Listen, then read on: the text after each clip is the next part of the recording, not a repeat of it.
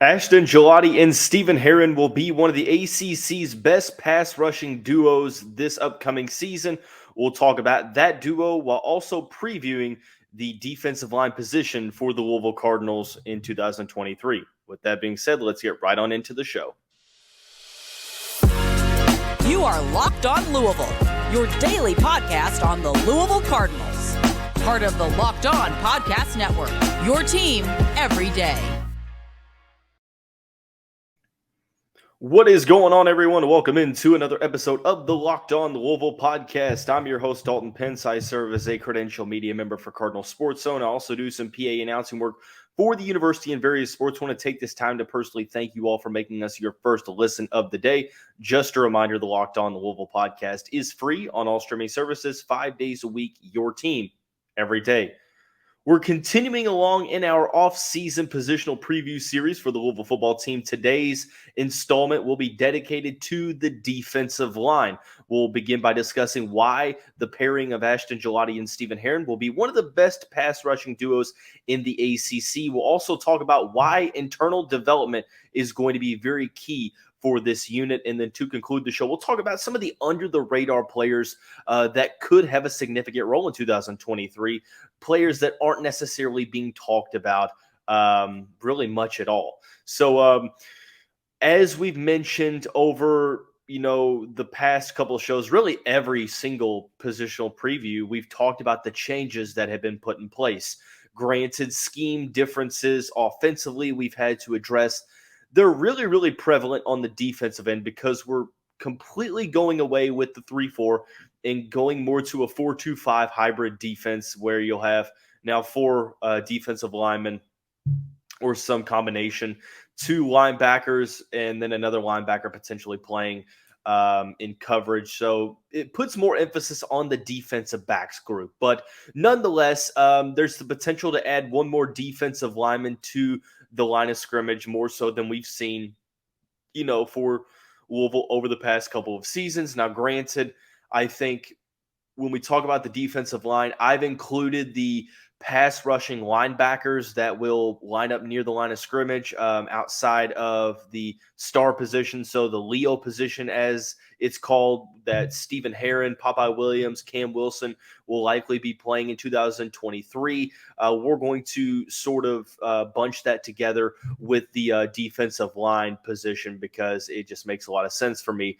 So nonetheless, I think that Ashton Gillotte and Stephen Herron, that pairing will be one of the best pass rushing duos in the ACC. Ashton Gillotte surprised a ton of people coming onto the scene as a freshman, added a ton of strength and weight in the offseason. Heading up to his freshman campaign, was an early enrollee, sort of had a body that needed to be transformed, and he did that in nearly one offseason, to where he goes from a possible project guy to this guy's going to see some time, and that he did. Gillotte had a decent freshman campaign.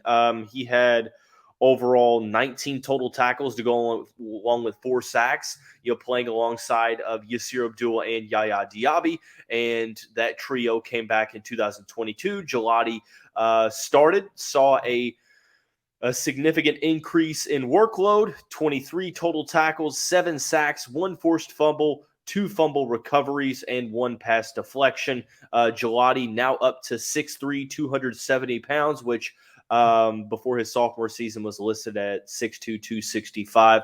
But nonetheless, I don't necessarily think that this is far-fetched to suggest that Ashton Gillotte will be one of the best pure pass rushers in the ACC. Now, granted, it does bode the question, how's he going to be able to play, or how's he going to be able to perform and stand out with no Yasir Abdullah, with no Yaya Diaby? And that is a very valid point, because you have to consider, well, you're not getting you're getting a little bit more attention this season because you're an upperclassman now, and you lost a guy in Yaya Diaby, you lost a guy in Yasir Abdullah, 2 of the best pass rushers in the conference. So naturally there's going to be more emphasis on you as a pass rusher. Granted, that's what makes the addition of Stephen Herron that much more valuable, is you get another player on the other side that takes some of that emphasis away and gives you another pass rushing option.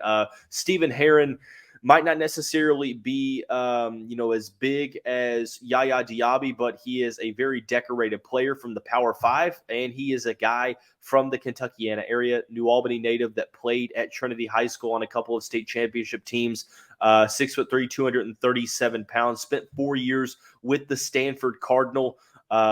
This past season was his best year. He had 37 tackles, 5.5 sacks, and 2 forced fumbles. So I think this addition makes sense for a couple reasons. Number one, you immediately upgrade opposite of Ashton Gillotte, in the pass rushing department. And not to mention that, but Herron is also a solid solid overall all around, pass rushing linebacker that lines up at the line of scrimmage. I think that his veteran leadership is something else that's going to come into play here. You have sort of an inexperienced group overall, right? I mean, you have some continuity in the middle of the interior, but outside of Ashton Gillotte, you still have some guys that are pretty young. I mean, Popeye Williams is an underclassman. You have a trio of incoming freshmen. You have Raheem Craig, Selah Brown, Adonijah Green, R.J. Sorensen, Rodney McGraw transferring in from Penn State. You have some other guys like Cam Wilson, Vic Brown, Mason Rieger, who have been with the program a couple years. But nonetheless, when you speak of those guys, there isn't as much football experience at the Power 5 level that, they might be leaders off the field or vocal leaders on the field, but, you're adding the best of both worlds. You're adding the collegiate production at a very high level, but you're also adding that veteran leadership as well. And it's just the icing on top with Herron being a native of the Louisville area. We talked about that narrative time and time again. Brom bringing home players from the state, from the area, whether it be via regular traditional high school recruiting or via the transfer portal. He's done both. But nonetheless, I think that Herron's skill set is going to be something that perfectly complements Ashton Gillotte's. Granted, it's going to be extremely tough to replace Yasir Abdullah, to replace Yaya Diaby. Nonetheless, you look at what they did last season. Yasir Abdullah had 9.5 sacks. Yaya Diaby had 9. They led the team in sacks. So, I mean, you're almost replacing 20 combined sacks. You almost have to try to do it via a money ball scheme, via the aggregate, trying to replicate, some of the numbers by committee. And that's not to say that Herron is not good enough to handle this position alone. I'm not suggesting that. This is not disrespect meant toward him, but it's a very tall task replacing Yasir Abdullah, who, in my opinion, was the best defensive player in the ACC this past season. Yaya Diaby was a very, very solid pass rusher. So for Louisville, it's a matter of trying to recreate that in the aggregate, right? Ashton Gillotte's likely going to see a jump in his statistical numbers. He went from 4 sacks to 7 sacks. Stephen Herron last year had 5.5, which is 2.5 more than he had, currently in his career. So I think that both of those players are going to see a little bit of a rise up. And then you have players like Popeye Williams, Mason Rieger, Vic Brown, Cam Wilson, so on and so forth. But overall, I like this pass rushing duo, despite it might not necessarily be as good as the one last season. Make no mistake about it. It is going to be one of the best units, one of the best duos in the conference. I know you have some very solid defensive linemen, at Clemson, some other places as well, Florida State. I think that it's not far-fetched to say that this is one of the top 3 to 5 pass rushing duos in the conference because of the experience, because of Gillotte. Here's the thing. I think Ashton Gillotte is just scratching the potential of the type of player that he can be. I think that he is a guy that we talk about, there's going to be an added emphasis on Gillotte because of, no Yaya Diaby or Yasir Abdul. You wonder what the numbers would have looked like if there hadn't been either of those two players in the first place, if Gillotte would have had larger numbers, which I think he's going to see a statistical jump. I think he's honestly going to be taking a huge jump this season, just continuing to, continuing to get into the right, situation in terms of playing weight, but also another year of off-season development. That's something that cannot be overlooked. So Ashton Gillotte, Stephen Herron, we're kicking off the defensive line positional preview by talking about one of the ACC's best pass rushing duos. So, but nonetheless, I think as a whole, both on the edge and in the interior, a lot of it is riding on internal development. It is a key for the Cardinals. I know every year you can say that, but even more so this year, and we'll talk about that here in a moment after we talk about our friends over at FanDuel. Take your first swing at betting MLB on FanDuel and get 10 times your first bet amount in bonus bets up to $200. That's right. Just bet $20 and you'll land $200 in bonus bets, win or lose. That's $200 you can spend betting everything from the money line to the over-under to who you think is going to have the first home run, all on an app that's safe, secure, and super easy to use. Plus, when you win, you can get paid instantly. There's no better place to bet on MLB than FanDuel, America's #1 sportsbook.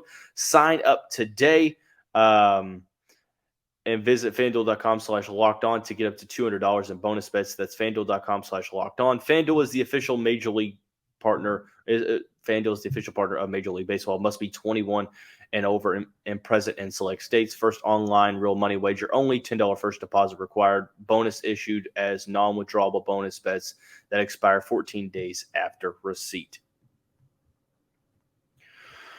Okay, so heading on into the second segment of the show, discussing the defensive line position, the next installment of the offseason positional preview series. Just talked about why Ashton Gillotte and Stephen Herron is one of the best pass rushing duos in the ACC.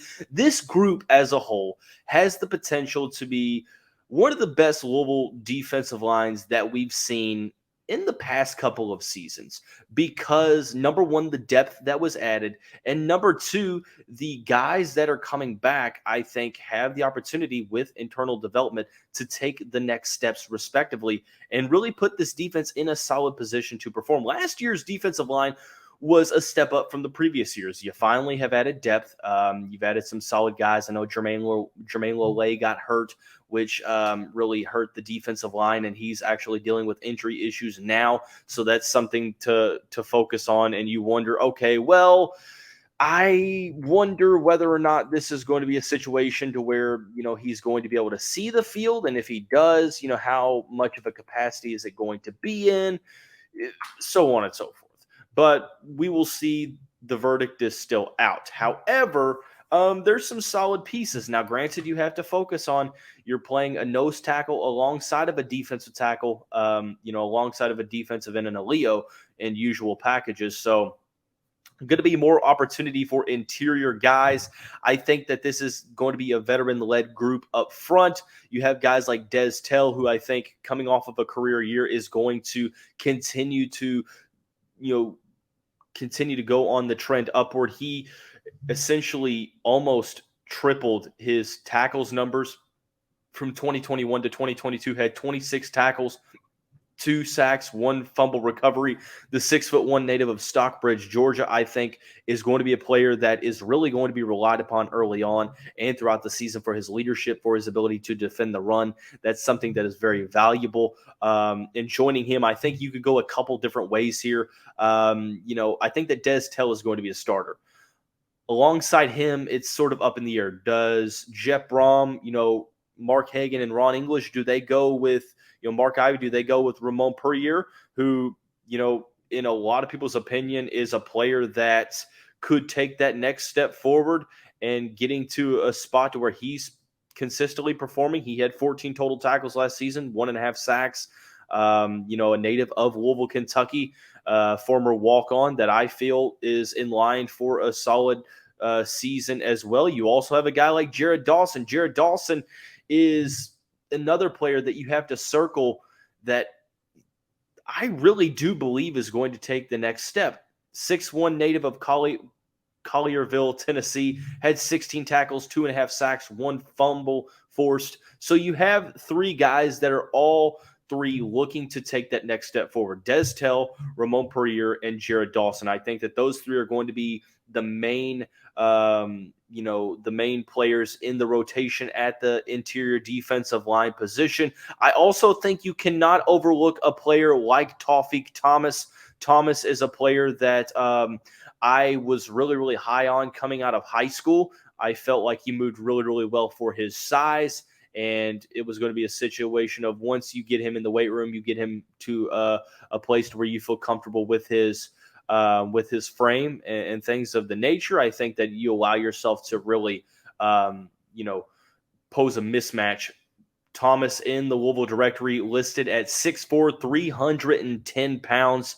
I think that his best days of football are obviously ahead of him. He's going to be in the rotation as well. It would not surprise me if a guy like Jermaine Lole is on the outside looking in because of the time lost due to injury, but also the progression of a guy like Tawfiq Thomas, who I really do think is also in line to see a rise in production. You look at what he was able to do this season. Only had 8 tackles, but got a little bit more opportunity as the season went along. I think that he's going to be a valuable depth piece. So you have those 4 guys that are going to make a lot of sense on the interior. And then not to mention, outside of that, you look at players like Selah Brown, RJ Sorensen, who I think both of those guys are still looking to carve their own roles. Not to mention only on the interior, but on the outside as well. Gillotte and Stephen Herron are the starters, but you're banking on Popeye Williams to take that next step forward, which I really think he's going to do. He's a player that had to play behind Yaya Diaby and Yasir Abdullah last season, where I think that behind Stephen Herron, he's going to be able to get some quality snaps. Mason Rieger on the other side, I think him and Vic Brown are players that have waited their turns patiently, have transformed their bodies in the weight room, have shown some opportunities, at solid moments here and there. But I do think that, Mason Rieger, Vic Brown give you that opportunity to have that depth at the defensive end position. And not to mention a 4-star player that came in a couple seasons ago that really hasn't had a lot of opportunity is Cam Wilson. Having him kind of, come on the tail end of this this Leo group with Herron, with Popeye Williams, that having that veteran presence is going to be something that Louisville's going to be able to rely upon. One issue with the Cardinals over the past couple seasons has been depth all over the defensive line. Players have went down. It's costed Louisville, 2019, lack of depth. The team just ran out of gas. 2020 was what it was. 2021, the defensive line gets a little bit better with depth. But 2022, they took a big step forward. Now, with a lot of guys returning, you have, Tell returning, Purrier returning, Thomas returning, Dawson, Cam Wilson, Popeye Williams, Mason Rieger, Vic Brown, Raheem Craig, Rodney McGraw just came in, Jeff Clark just came in, a handful of true freshmen, Selah Brown, RJ Sorensen. There's a handful of players that you have to focus on for internal development. Now, I understand that you could say, well, Dalton, internal development's key for any offseason and getting better. And I agree, but this is a very interesting situation because Louisville did a great job of retaining the roster, not losing a lot of players to the transfer portal, not losing a lot of defensive line players at all, and being able to return a lot of players from a pretty impressive unit on the defensive line in the trenches for the Cardinals. So it's all about having that internal development is going to be the key for this defensive line group, probably even more so than any of the other positions out there because of the unproven, production and guys looking to create their own legacies. So I think that the defensive line, the main key is looking at that internal development. But make no mistake about it, there are a lot of young, talented players in this unit, in this defensive line room, some that aren't being talked about enough. There's 3 players that are flying under the radar that I want to talk about as potential guys that by the middle of the season, by the end of the season, could be playing significant roles. We'll talk about them here in a moment. Before we do that, I want to thank you all again for making us your first listen of the day. Just a reminder, the Locked On Louisville podcast is free on all streaming services, 5 days a week, your team every day. Everydayers, thanks again, like I said, for tuning in. Tomorrow's show, I'm sure you all have seen, Jeff Brom has been rated a top 10 head coach in college football. We'll break it down on tomorrow's episode of the show, so be sure to stay tuned. But nonetheless, heading into the final segment of the show, discussing under-the-radar players on this Louisville defensive line that could surprise a lot of people and make some noise. You look at a couple players, I think that you could go in a couple different directions here. I think number one for me is a guy like Jeffrey Clark. Transferred in from Georgia State, played both on the edge and on the interior, 39 total tackles in 2022. He had 4.5 sacks. 27 of those tackles were assisted. He didn't have a forced fumble, recovery, interception, whatever may have you, but has accumulated around 10 sacks in his career at Georgia State in 3 years. So I think that he's a player that could rise into the depth chart, either on the outside as a pass rusher or on the interior. There is the question of whether or not, his skill set's going to be fully, translatable to the Power 5 coming from a mid-major, but, he has the statistical production to back it up. I think that he's going to be a player that with that versatility, you could see him rise into a situation to where he is going to be a valuable backup. I can't speak. A valuable backup. And I wonder if this is going to be a situation to where it takes a couple games for him to get acclimated. And then when he does, you're going to see him make some plays towards the middle of the season, play a little bit more. It's going to be tough to do so right away with a lot of competition, but make no mistake about it. I think that the interior defensive line, despite, thinking that Dez Tell and Jared Dawson are likely going to start, you have a pretty healthy competition, a pretty packed defensive line room. So that's something to focus on. Another guy to focus on is true freshman Adonijah Green.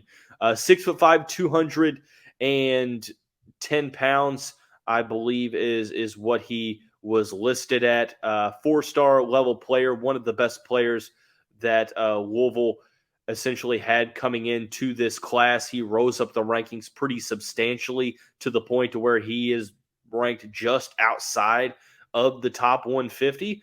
And that's something that, you question whether or not he has the body to compete right away. He was listed at 6'5", 203 on his profile.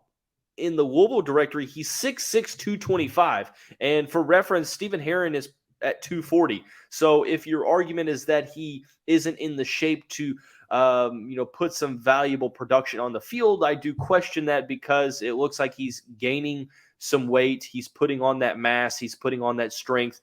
He's a very explosive pass rusher. I think is going to be able to potentially play either at defensive end, but probably as a Leo right away because of, the need to continue to add on weight. But he's a player that I was really hoping Louisville was going to hold on to, which they did. They, fended off Cincinnati and some other schools. But he is a player that with his size being 6'5", 6'6", having that explosive, burst off the line of scrimmage with that length coupled with the athleticism and strength, I think he's a player that, who knows? I understand you're in a situation where Herron is there, Gillotte is there, Rieger, Popeye Williams, but outside of that, you do wonder with the lack of proven production, with no Yaya, with no Yasir, I do think that this poses an opportunity for a guy like Adonijah Green with his talent, with his build to potentially play a decent role down the stretch. I'm not sure if it's going to be right away, but I think that by the middle of the season, we're going to see him playing a little bit more and a little bit more. So just something to focus on.